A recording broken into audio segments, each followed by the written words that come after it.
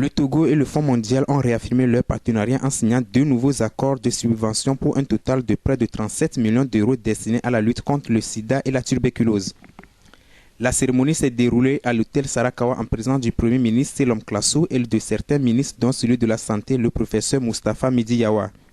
Grâce à la subvention VIH d'un montant de près de 33 millions d'euros, le Togo va pouvoir réduire le risque de transmission des maladies sexuellement transmissibles et du VIH auprès des populations clés et surtout améliorer la qualité de vie des adultes et des enfants vivant avec le VIH.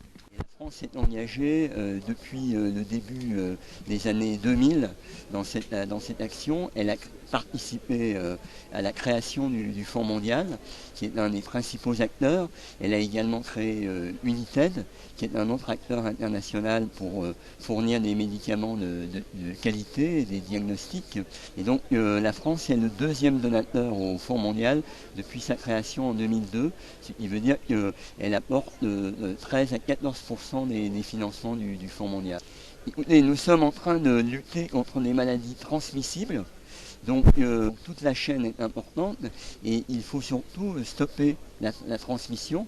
Ça veut dire que nous devons, pour des raisons évidentes de droits de l'homme, mais aussi pour des raisons d'efficacité, avoir accès à l'ensemble des personnes et leur permettre d'avoir un traitement de qualité.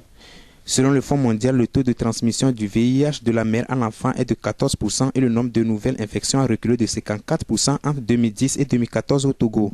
Alors vous savez que le processus de formulation des subventions se fait au niveau national. Il est accompagné par l'instance de coordination nationale qui au Togo est présidée par le ministère chargé de la planification.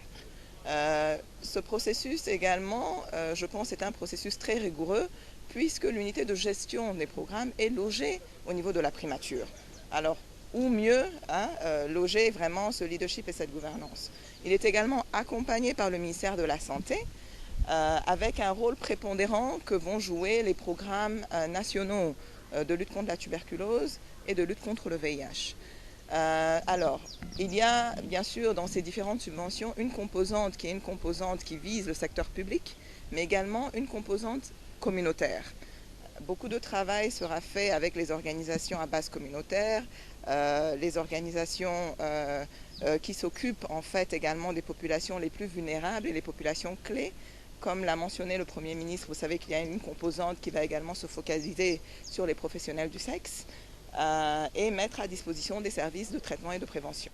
Au cours de la cérémonie, l'accent a été mis sur la nécessité de consolider les partenariats déjà en place pour renforcer le système de santé afin d'obtenir un impact encore plus important dans la lutte contre les trois maladies, notamment le VIH-Sida, la tuberculose et le paludisme.